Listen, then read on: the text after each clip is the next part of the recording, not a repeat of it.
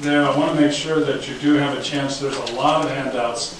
The one on that first table closest to the door should be the newer ones, and then there are others that are right here. If you missed a session or you're trying to find something that you can't find, you can pick that up. There are a couple of things, though, just to point out to you. A number of us had difficulty last week understanding and hearing Linda, since she has a very soft and wavery voice. So I wrote some notes up from last week, and they're copied here. And I gave them to her to look at, and she approved them, and she said it's okay for us to hand them out. And they're very valuable. She has some very practical tips in there, very matter-of-fact kinds of things, so you'll want to look at that. The other thing is to mention the course that I took last September called Understanding Dementia from the University of Tasmania, Wicking Center for Dementia, Australia. It's a wonderful, they call it a massive online open course, MOOC, a MOOC. And so the MOOC is starting again this next week. So if you are interested in taking a 7-week course in depth, which gives a physiological, neurological kind of understanding of what happens in dementia, and then it goes into current modalities of care. It's a research center in Australia, and the work that they're doing is really cutting edge. So to let you know about that, that's available. Yes, Chris? I was just going to say that if you want to take that, you do have to notify them and give them your email, so they'll send you the link. Correct, yeah, you register through their website, they will send you the information, you get your website on their database, correct? And it's free, right? It's free, there's no charge. So, and when I joined, there were about 800, 900 of us from all over the world. And then there's places for commentaries, so it's kind of interesting to hear what people are experiencing and doing in other parts of the world. From that course, I put together this, what they identify as 3 stages of dementia: the mild, the moderate, and the advanced. And that has tips about how caregiving changes as the dementia progresses. So just for you to know that that's there, that's also one of the handouts there at the table. The other thing I wanted to mention to you is that our team from this church are very excited about what has been happening here, and we're really in conversations about ideas about extending our time beyond the initial 6 weeks that we had committed to. So we will let you know about that in the coming weeks. How many of you know what's happening next week, a week from today? Nothing. Except everything, because it is our church's annual thrift sale. They've done it. 50th and final. 50th and final, correct. That's the mantra that we have. So we are very actively going to be filling every space in the church with items for sale. They're used items, things that have been donated. And the proceeds from that goes to very charitable causes. And I don't have that list in front of me. Marge or Kathy, do you have any idea, Kathy? Oh, yes, those, food bank, obviously. Food bank? I'm going blank. Assisted living. Youth on their own. Youth on their own? School in Africa, the Indian Mission, the School in Africa. School in Africa, Indian Mission, Valley Assistance Services. Valley Assistance Services. Okay, well that's a good lead-in for Chris today. So, okay, so there are a variety of causes like that, and if any of you in the community, we'd love to have you come and join us and be part of that. It's always a kind of a fun day as we get so many things filled out. I actually leave town for the week and don't want to be a part of the cleanup or anything. So, no, just kidding. Yes, sir. What days and hours? What days and hours is it? Is it Friday, Saturday, 8 to... Friday, Saturday until 1? Yes. 8 to 1. 8 to 1. Okay, thank you very much for filling in this announcement here. Thank you very much for all of this. So I'm delighted today to welcome to our midst today Chris Erickson. Chris is the Executive Director of Valley Assistance Services. She brings an amazing background and a tremendous amount of energy. I've worked with her on some other projects, and she's going to tell you about Valley Assistance Services and what they provide. And following her, we'll be introducing PJ Hanford, right? Wait a minute. Delancey from Prestige. She'll be coming up and sharing some thoughts with us today as well. So, Chris, take it away. We'll give you the mic here.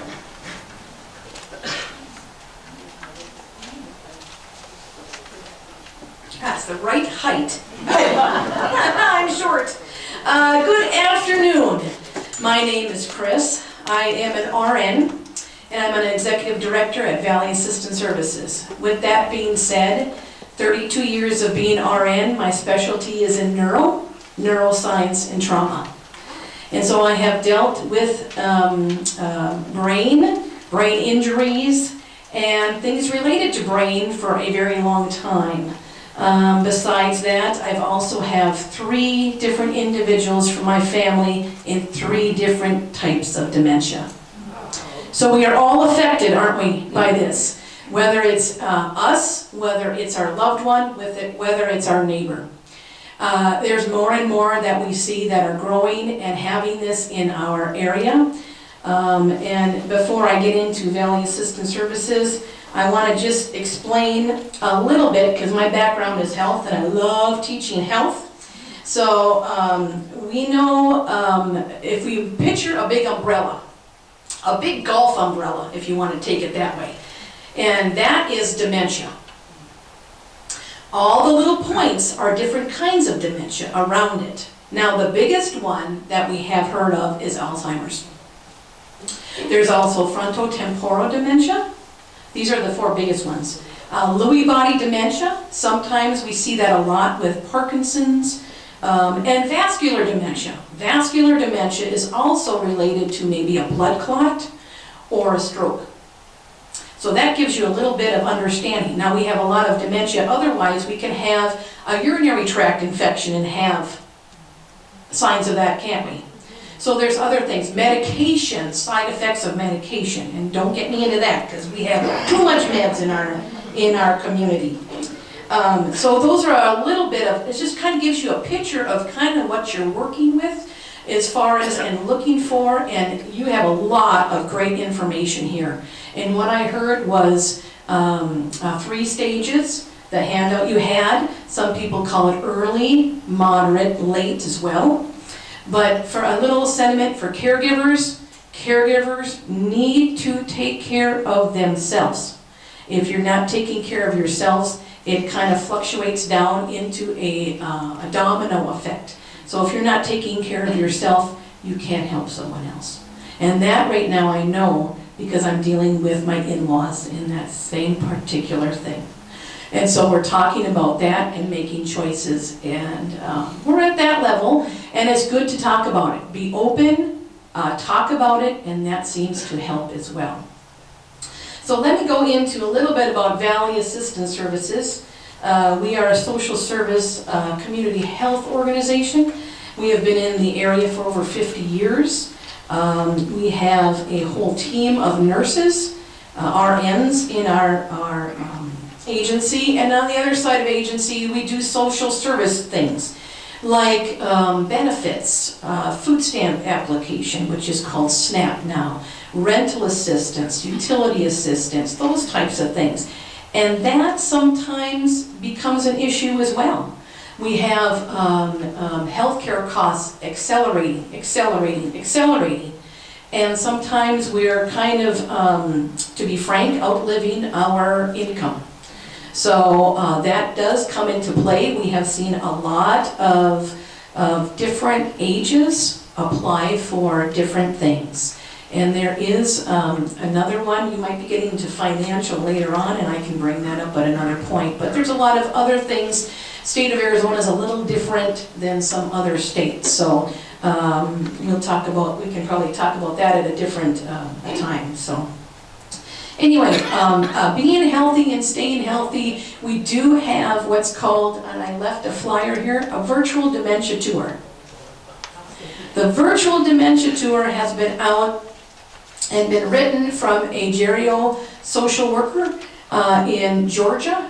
And she put that out in about 2008, 2010. Valley Assistance Services has been doing it since 2012.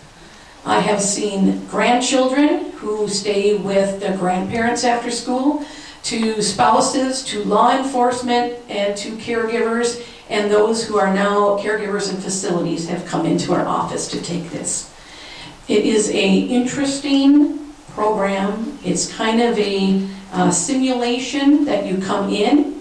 You put on all kinds of different accoutrements. We walk you through certain things. There's certain instructions that need to be done. And it's like putting on the shoes of someone with dementia. It's been hard for some to take. And in others, they receive a lot of information because we do a lot of health education afterward. But it is about a 20 to 30 minute appointment. It's an individual appointment that people come in individually and take. And we have 2 individuals that walk you through the process and is there for you. And then you get to discuss and go through some other things with a nurse at our office at the end. So it has been an eye-opener for some. And for some, it's just been trying to understand, and it helps understanding the care, sometimes putting in with dementia of, my goodness, I've been talking too much and I need to say 3 words. That is one of the biggest things right now I'm working with family is just say 3 words. Let's get dressed. Time to eat. Really simple. The more you conversation, it gets into kind of a confusion, and then they get kind of agitated. So a lot of agitation is fear, isn't it? So when we get fearful, it's like, leave me alone. That's what's happening. So being really simple, even in health and with physicians, make sure that they do quality and make it simple. Those are the 2 kind of things that I've been concentrating on people in the community with as well. A little of the other things we do at Valley Assistance Services is fall prevention, and we do see that with a lot of chronic illnesses. There's about 130 falls recorded every month for the Green Valley Fire District, and that's just the ones reported.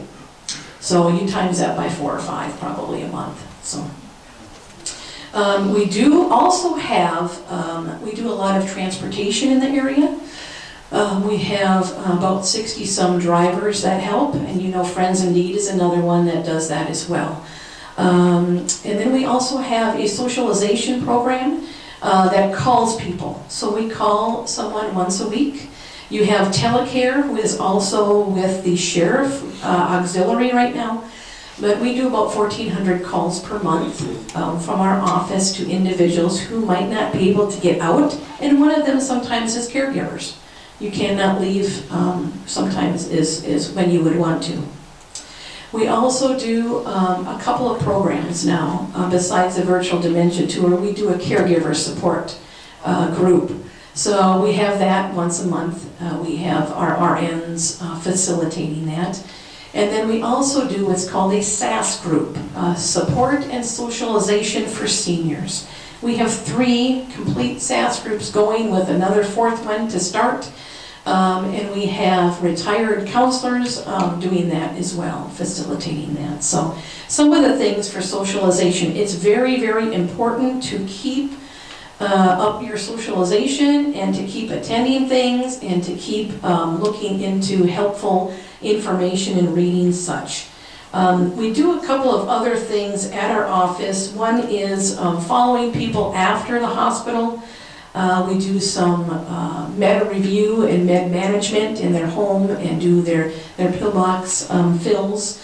And then we do a lot of things with the fire district itself. So we do a lot of partnering that way. And we do have, I must say this is a newer program. We are an affiliate of the Diaper Bank of Southern Arizona, which was the first diaper bank in the U.S. started. It's right here in Tucson, and so we are an affiliate of that, and we give out about $9,000 worth of products a month to those in the area. And yes, that is for seniors, and yes, that is for infants and toddlers. So those things add up. The costs of things add up. So if that is to help you, please just give us a call. We certainly want to make sure people know that that is available. I always kind of look at information on different things coming out. One thing, I worked with the Alzheimer's Association for many years and began one of the support groups. There's many support groups in our area, and I know you'll hear about more. One at another church that I've started there earlier back in about 2012 or so. And when she came down, she brought this phenomenal video. So some people are very picture thinking, as far as, maybe there's not reading, but picture thinking. There's an HBO series, this is probably kind of old by now, HBO series on what happens to the brain. And if you figure a healthy brain with all their fissures and all this looking very plump and every nice portion of the brain, what happens with the dementia is it shrinks. And I have seen some with a big hole right in the middle where it's missing. That's how it atrophies. So if you think of that's really what's happening, and that's kind of decreasing in size, they're taking stuff in and they're not able to express stuff out.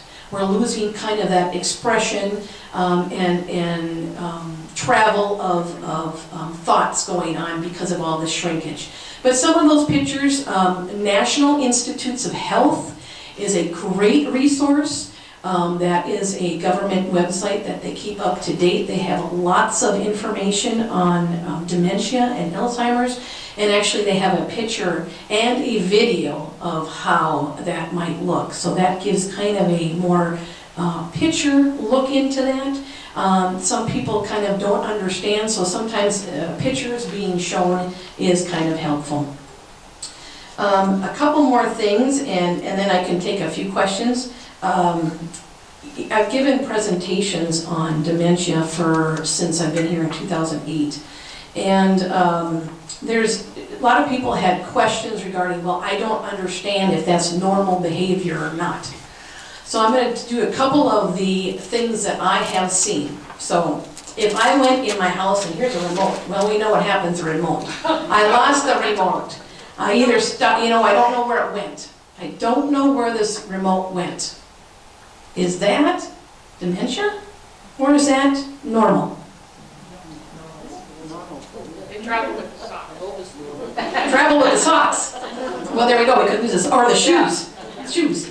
So, if you can trace your steps, if you can process that, and go back into that and say, okay, I was in the refrigerator, and then I went over here, and then I sat down, it must be in the chair. That's normal. If you can't cross that, and you say, I don't know, or I don't know what this is, I'm not sure how to use it, that's a red flag. That's a red flag. A lot of other things, a checkbook, that's another early sign you might see. Figures, facts and figures and adding, and I'm not sure if I'm not sure. I missed a payment. Well, that could be normal. I mean, we're all under stress. Caregivers' stress is extremely high, I must say. So, if missing a payment that could be normal. That could be normal. Forgetting what day it is. Forgetting what day it is, what time it is, those types of things. If you're under stress, you're going to forget. I have to look at my watch almost every day because my schedules are lined up, and it's like, oh yeah, that's right, it's this, it's the second. It's Groundhog Day. So if you can trace yourself back, if you can say, yeah, okay, let me see, I gotta go to the calendar and look, that's normal behavior. And some of these, another good site to look is the Alzheimer's Association. Our Alzheimer's Association in Tucson is called the Desert Southwest Chapter. And that they have a great website on there, and some of these are listed underneath age-related changes, are they normal or not? And there's about 10 of them that they go through. And you can kind of read that for yourself. It gives little tips and indications of maybe things that you're kind of seeing, or, is that really normal or not? So what I want to concentrate for a few more minutes is on caregivers. It is very difficult. Taking care of yourself, going out to take a walk. I have seen people with high blood pressure because of caregiving, of blood sugars that are completely off and in the 300s because of caregiving. It's very difficult sometimes, but there are good. We have a great book up here. I think there's a couple left. There's a couple of good books. You have one here, The 36-Hour Day. There's a couple of good movies out. They're both on Netflix right now. Still Alice and The Notebook. Both of them are very good, good movies to watch, and sometimes that helps. There's a lot of people that are going through the same thing. Sometimes it doesn't help to hear that, but knowing that there is support and getting together to talk about it really helps. So I encourage everybody to do that, and I'm so glad you're here today to listen to a few things and good information. I talk fast, but if there's any questions, I'll be here for just a few more minutes for questions. What was the first movie name? Jill Alice? Still Alice. Oh, Still Alice, yes. That is a remake of an older one, I do believe, that is new out now, so. Have you heard of any natural foods like mushrooms that help open up the brain? I have not as of yet. There's been different things of, this was way back, do not use aluminum deodorant. That's the truth. They had that come out. No aluminum deodorant because it caused dementia. Or aluminum pans. Correct, or aluminum pans, I have not heard of anything. There has been some studies with vitamin E. I don't think they've been conclusive. There's been stuff with coffee, to increase blood flow and all this stuff to the brain. I'm not sure if those are, sometimes they say good and then the next year they're not. So it's kind of, I'm not sure about the studies right now with those, yeah. It was just on the news about 2 days ago in Channel 6. Repeat the question. Mushrooms. Mushrooms was on the news on Channel 6 a couple days ago, she said. What kind of mushrooms? So that was PBS. I don't know. At least that's part. Oh.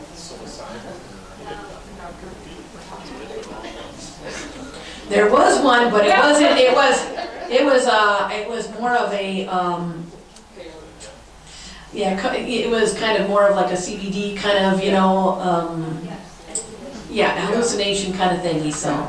Another thing is, there are a lot of different medications out there for the Alzheimer's. Some work well with people and some don't. As it's a trial error. Sometimes what they do is they taper them up, which they do small increments of milligrams per up, and to see if someone can tolerate them. And there's a couple of good. There is an Alzheimer's Institute from Banner up in River Road, right up in Tucson, that specializes in Alzheimer's. So that's another good resource. Mm-hmm. Thank you. You mentioned the four main there's Alzheimer's, Lewy bodies, Yep. the vascular, and what was the fourth one? The fourth one is frontotemporal Oh, yeah. dementia. So is there a normal, do they accelerate at a different rate, or is there a progression? Here's the tricky part. Everybody's different. Yeah. Everybody's different. Some of the medications will slow or level somebody out, and it depends on what their prescriptions are to kind of keep them to not rise up, kind of keep it at that level. They're very, very different. And I'm going to tell you, and I know this from even working within, my aunt developed frontotemporal dementia in her 50s. in her mid-50s, and she had that for 6 years by the time they diagnosed it. So that is very early. So we don't know. There is early onset Alzheimer's. I've seen early onset now frontotemporal. And then with strokes, we don't know. I have seen a 36-year-old in this community with a stroke. So it really varies. Everybody's very individual. And the rate is very individual as well. In your opinion, do you see this disease being cured in our lifetime or your lifetime? I hope. You hope. I hope. He asked if it would be cured in this lifetime or my lifetime, and let's hope. There is so many with this. So many forms of dementia and so many things, and I hope they can. You know, they work constantly at research. You hear about that all times in the news, and a lot of the Alzheimer's Association is there's probably a section on their website with research you can see. I know we give out handouts of research, but let's hope that they have some medications that will slow. It's not taking it away, but it kind of slows, and like I said, it doesn't seem to work for everybody all the time. Again, medications and prescriptions are individualized as well. You mentioned dementia coming from strokes. Mm-hmm. Is that within the vascular range? Correct. So if you think of a stroke, and you think of your part in your brain is deadened, so you could, not always, but you could develop dementia because of that lack of blood flow to that certain area in your brain. Now, assuming that they can control whatever the initial event was, Mm-hmm. then that dementia shouldn't get worse, should it? Here's another thought to that. So if you had a stroke, you have another increased risk of having another one, or small ones. Right. So there's, again, that. So we don't know if someone's having some more strokes, if you have another stroke. They could stay at the even, again, it could stay at that even keel, because it is that one particular section. And if That you is can true. control it so you don't have another one. That is a big factor. That's a big That is a big factor. And again, taking care of oneself, keeping things calm, talk about things, let everything out, and you'll hear that from everybody else saying that too is a big thing, so, yeah. Awesome, thank you. I left some flyers, and I left the mass flyers there, so. Chris had to leave, so we wanted to get her in first. So really appreciate your coming. We'll have you back another time. Okay, sounds good. Okay, thank you. So Julie Hansen has been with us from Prestige and a couple of times now already. And so I've asked her to come forward. She'll say a bit about Prestige. We have a number of memory care facilities in Green Valley. Prestige is one of those. We're not affiliated, we don't get any income from them, but it is, we wanted to have a sample of what they offer and others as well. So Julie will come forward and she'll introduce PJ. Would you repeat Chris's last name, and is she spelled with a K or a C? Chris Erickson, E-R-I-C-K-S-O-N.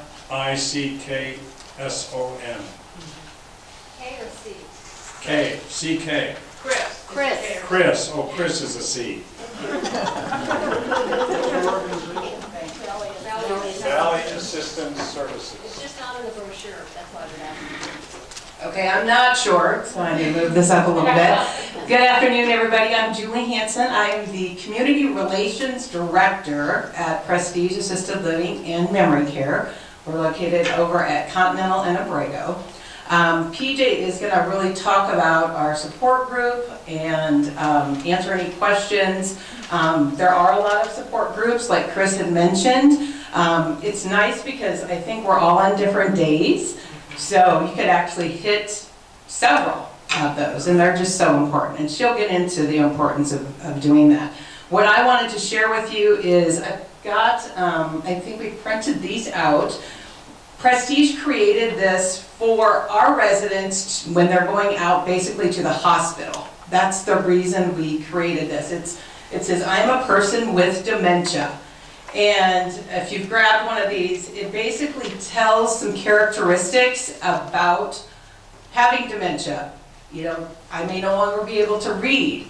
I may not be able to tell you I need to go to the bathroom. I may be in pain, but I can't express that to you. So this is really a good tool for anybody. We're looking at making these into a smaller version also, so somebody could carry this in their wallet. So if you have a loved one that is out and about walking the dog but doesn't make it home, pull this out and somebody's gonna know what's going on with this person. It also gives some of the different types of dementia on here also. So feel free to pick one of those up. Again, we kind of touched on, everybody wants to keep their loved one at home as long as possible, right? There are different things that go with that. Some cases are more difficult than others. The cost of putting somebody in care or having home care is very expensive. It's gotten even more expensive just after the pandemic. So I do have, there are some veterans aid and attendance benefits that not everybody is aware of. There's a benefit that assists you with care in the home and also care if they are in a community. And so we do have some information also here, Elder Love Financial. There are some other resources as well. You can certainly reach out to me if you're looking for that, even if you're looking for this information to have this while they're at home. It doesn't mean you have to be go to a community. So this company, it's called Elder Life Financial. They're a third party, very great to work with. No obligation. You just call them and they'll ask you maybe 5-10 questions about your financial situation, and then they can actually. There's different resources. If there's a home involved, they can do bridge loans. If somebody has a life insurance policy, that policy can be turned into more of a cash value, and that cash can then be used. But that's one big question that I do get a lot is, how do you finance that? But there are options out there. Yes, Chris? What was that name again? Elder Life Financial. Elder Life? Elder Life, right. So, yeah, in addition to the aid and attendance benefit, I know we have several veterans here in the Green Valley area, and that's not something that the VA is just saying, hey, we have this money for you. You have to really ask for it. And it's a process. It doesn't happen overnight. So there's an application process. They review income and assets. But the nice thing is if you are approved, it does come back in a lump sum as well. Yes, VA. Does anybody have any questions for me as far as my role, or just questions about Prestige, senior living? Yes? Yeah, I'd just like to know a little bit about it, just kind of a top level. So Prestige, and there are several communities like Jerry and Chris said, several assisted living and memory care communities here in Green Valley. We actually, aside from our friends at Posada, we opened in 1999. We are a smaller community. We have 62 apartments. 40 of those apartments are dedicated to independent and assisted living. And then the other 22 are in our memory care, which we refer to as our Expressions neighborhood. Private apartment, you do bring in your own furniture. It's very important to make it feel like home, so you can decorate the apartment as you wish. Hang anything on the walls, bring that favorite lazy boy, throw blanket, all of those things. So we're going to provide meals, housekeeping, utilities, full activity program, transportation. We do also have an in-house doctor that comes in, so if there's a doctor question and not wanting to go out, that can also be done right on site. All right? All right, I'm going to introduce PJ. Yes, one more question. Can you give us a sense of the range of costs for memory care, a memory care unit? I realize it's always changing, but I just have no idea. It is. So you're looking, to go into memory care, you're looking probably around $5,500 up to $10,000, just depending on that level of care. Per month? Per month, correct. Per month. So PJ is quite the story at Prestige. She started there. She was born there, actually. She has been with Prestige, I think it's 16 years now. So a very long time. She was a caregiver, she's worked her way up, medication technician, and then into her expressions role as well. She leads our support group on the third Thursday of the month from 11 to about 12:15. And it's hosted right at Prestige. One nice thing also, we realize sometimes you're caring for someone at home and you don't have somebody to watch that person. You're more than welcome to bring your loved one with you, and they can spend that hour in our memory care visiting with other residents.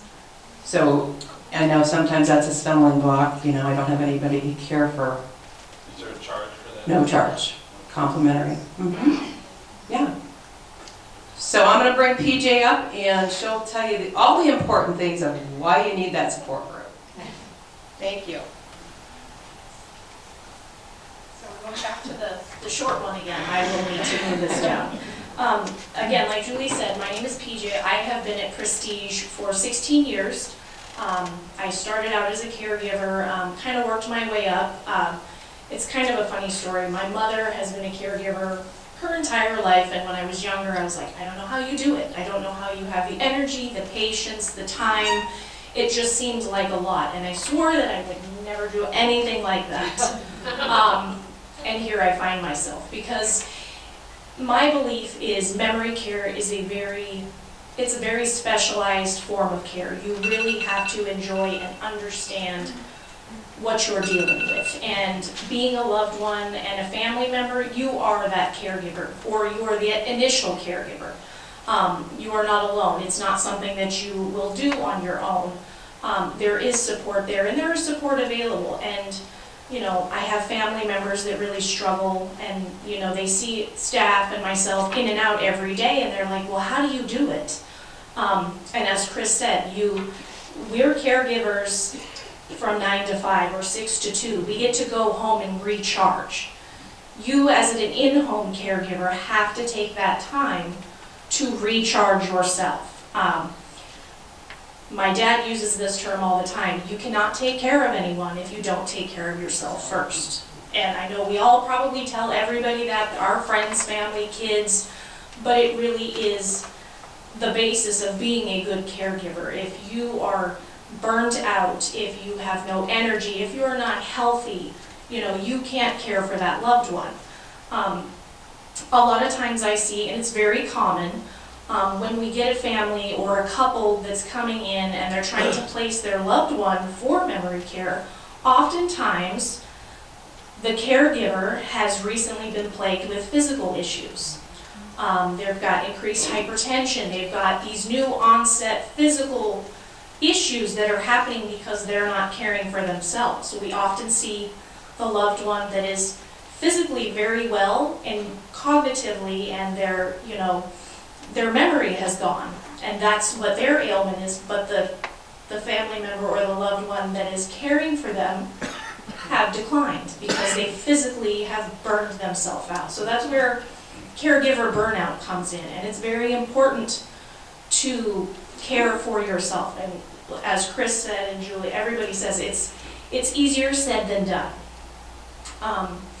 With that, there's always guilt, and I like to think of our support group as not a support group. A lot of people get turned off by that term. I like to refer to it as a support and education. I want to educate people with tools to continue and help you care for that loved one at home as long as you possibly can. Because, you want to be there for that person. If you've been married for 60 years, that the hardest thing to do is to basically turn over your loved one to someone else and say, I'm done. It's very difficult. There's guilt, and it shouldn't be that way. So being able to talk to like-minded people and understand different people's struggles and what they deal with on a daily basis. Someone may be having the same struggles that you are with. I can't get my spouse to take a shower. We actually had our support group, was it last week or the week before?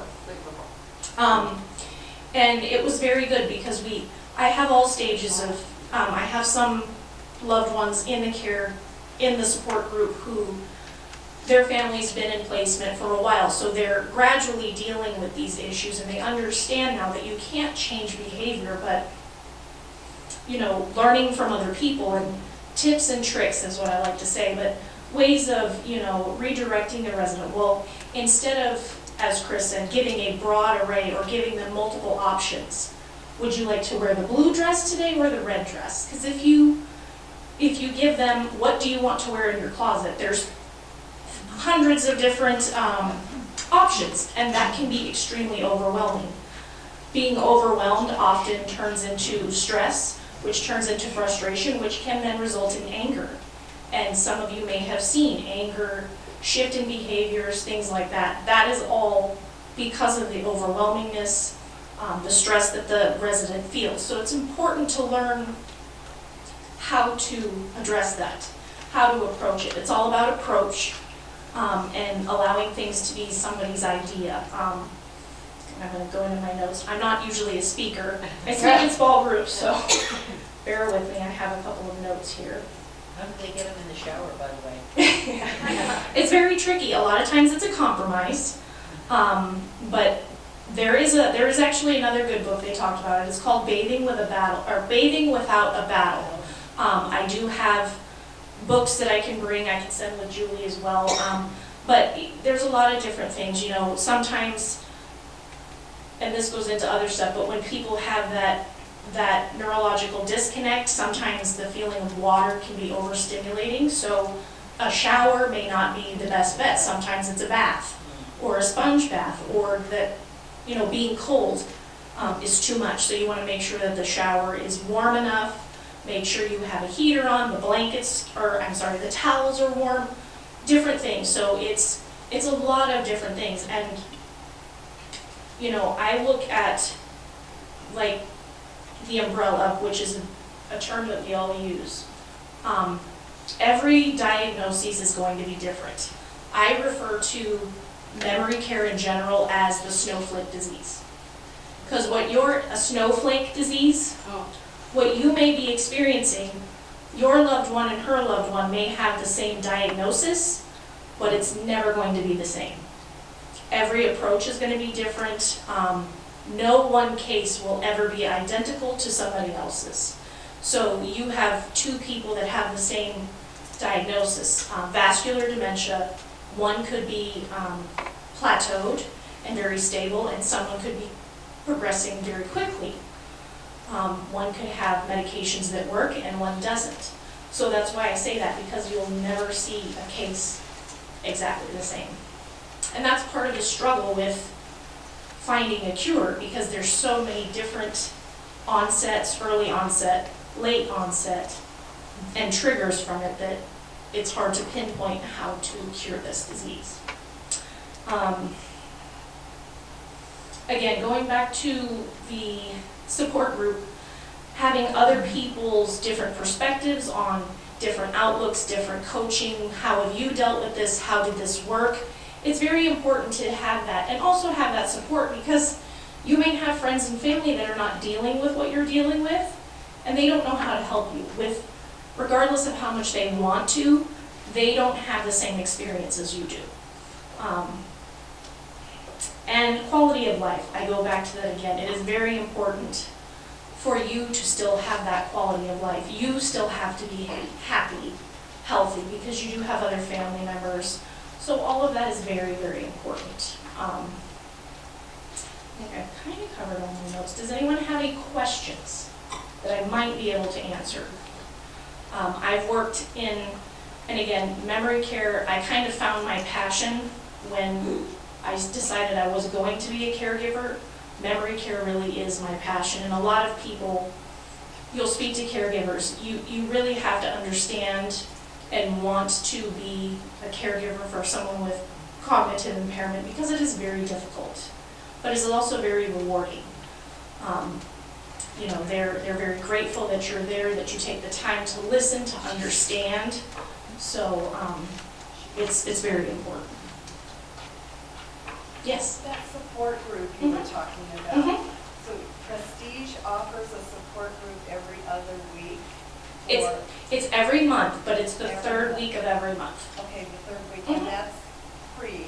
It is free, so And anybody in the community who's a caregiver for specifically dementia type things? not necessarily. I kind of reintroduced it because I understood we had family members of residents of mine that really were struggling with understanding what was happening. So I kind of, and I felt like I was doing support groups on a one-to-one basis with family members in general. So I opened it up, and I really do think it's important for the community to have that availability. So we do it, it's for our residents, family members, and it's open to the public as well.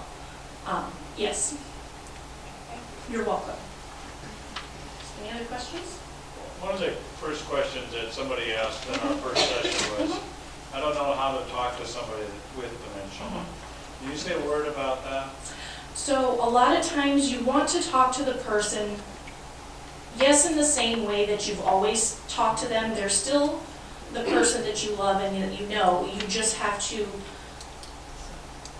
exactly simplify it. Instead of, a lot of times you have to let the resident lead. I say resident because we call the people that live in our community, they're not patients, they're residents. You want to talk to the person in simpler direction. Again, it can be overwhelming. If they bring up something that they're very interested in, that you kind of want to go with that, a lot of times their interests change. Something that they've loved doing their entire life, they have no interest in it anymore because, interests change, the brain changes, they're having, for example, I have a resident who was a shortwave radio engineer, and he doesn't want to talk about that anymore. He's very into birds, being outside in nature, so we talk about that very often. His wife, in the beginning, kind of struggled. She goes, he doesn't care about birds, and I'm like, but that's where things change. He does it, it's hard for families to understand that the person may not need that part of their life anymore. When I say that, careers are important. Sometimes people, their career is everything, but when that changes, there may be something new. You have to adjust to those changes. So speaking to someone in a more simpler fashion, I instead think of... also, I was at Mhm. Linda last week, she kind of mentioned that getting into their world. Yes. You just kind of get into their world. Yes. And go along with that is so Mhm. important. I had that happen today. I was over in Expressions with one of our residents. She was just pacing and she's like, I said, what's the matter? What do you mean? I need to call my parents. They don't know where I am. Yeah. And I said, I will give them that call. Mhm. Don't worry. Yeah. And she was fine. Because, you just get into their with space. that part there, we say get into their world, get into their space. Oftentimes they'll revert back and they'll think they're 25 years old, and they're traveling. Parents need to know where they are. My husband was here earlier. Where did he go? Oh, he ran out to the store. He'll be back shortly. He told me he'll be here. You do really have to get into their world because arguing, and I say arguing, it does get frustrating when you're trying to. A lot of times I hear, well, I told him and I reminded him he can't take the car. Reminding someone with memory issues, you can't remind them because they won't remember. Oftentimes, putting a little sign on the garage door, don't take the car. It is a visual reminder. Verbally reminding someone with memory impairment doesn't work. Visual reminders are helpful, or like Julie said, jumping into their world. If someone tells you and they have memory issues that the sky is green, you're not going to change their mind. You have to, at times, agree. You're right, I didn't realize that. So trying to redirect oftentimes can help, but when it doesn't help, you have to kind of get into their world. I had a lady, because we have a very long corridor, she thought that was a train car. When's the train gonna stop? We're gonna stop at about 1 o'clock and then we're gonna get off and have lunch, and that worked. So you kind of have to, and it's sad because sometimes you know this person you've known your whole life, you're having to talk to them differently, and it's okay. It is okay. Yes? You talked about changes in interest. One of the things that we encountered, my grandmother in the late 80s developed dementia. She had grown tomatoes and loved tomatoes her whole life. And all of a sudden understand the taste. Taste is a big one that goes as well. A lot of times people struggle with eating. Eating can be the first thing to go because there's a lack of taste buds change. Your neurological receptors cause taste buds to change.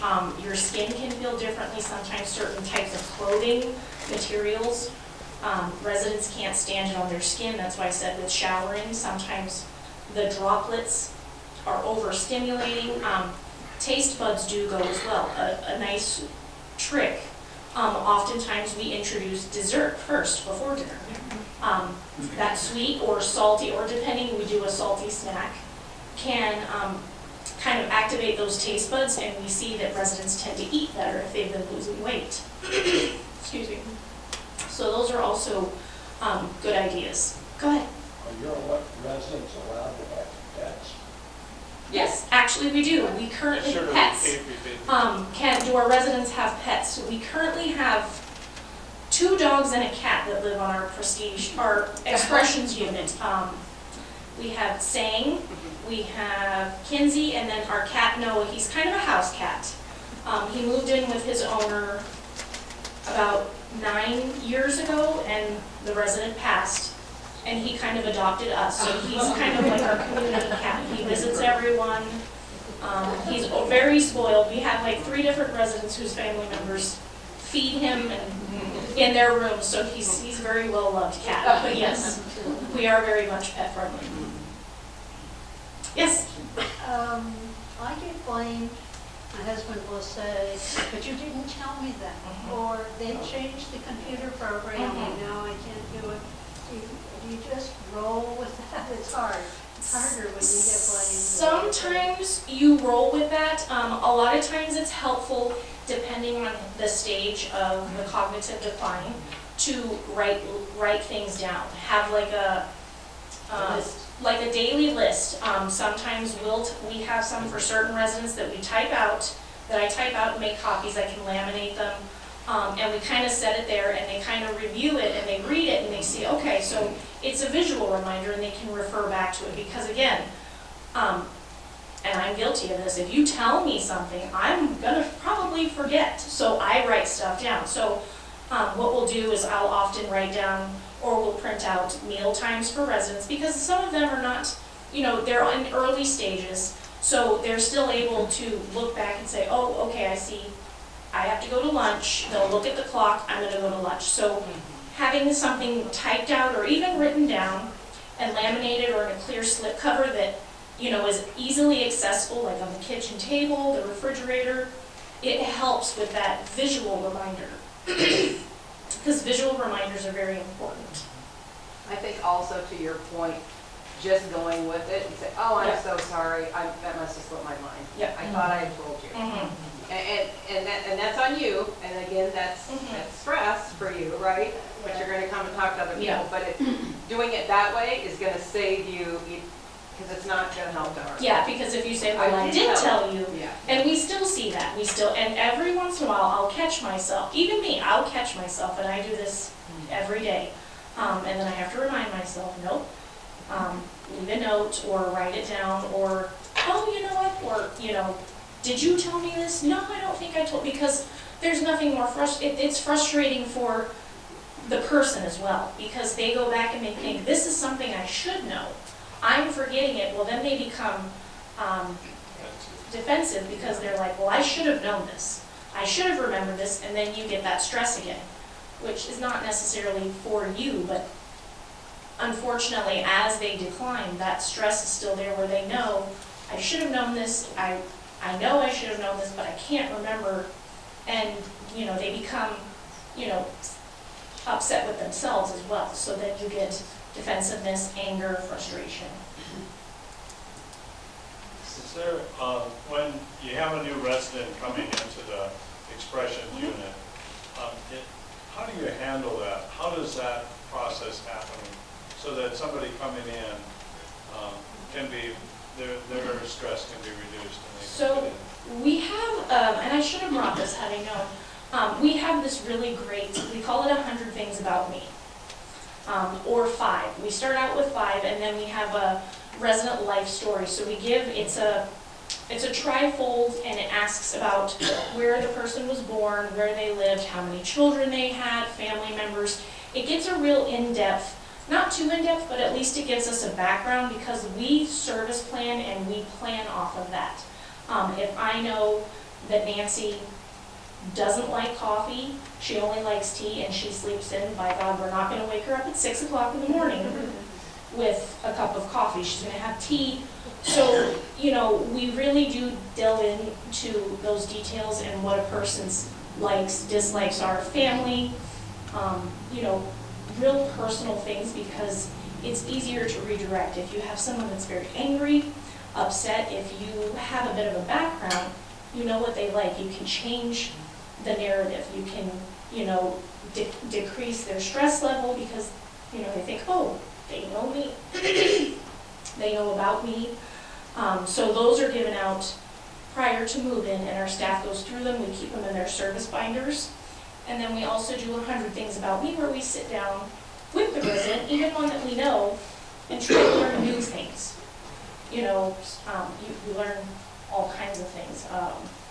So we try to fill those out and use those as tools to help redirect, get to know the residents, make them as comfortable as possible.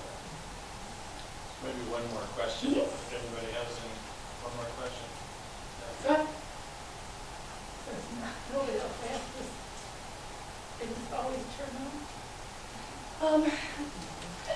Unfortunately, it usually is. Now, when I say that, I have seen patients that have been diagnosed, and I've had them for, I want to say 11 years of I have a current resident who's 103. She was diagnosed prior to moving in, and she's very stable. Her baseline is very stable. Unfortunately, it is usually terminal. If it's not the disease that's caused it, there is a secondary diagnosis that is contributing to it. But again, some people are all affected differently. Some people, you know, progress really quickly, some not so quickly. It just really depends on the individual. Will that answer your question? Sure, yeah, absolutely. I do better with one arm. TJ, that was really great. So she will be available for, and Julie, for other questions as well. We were planning to have 3 people. Regina has graciously deferred, so we'll have you, Regina, in a future time. Just to remind you, again, we will not meet next Thursday. 2 weeks from today, we'll be meeting with a lawyer, Brian Longabaugh, and I'll tell you a little story about him when I introduce him.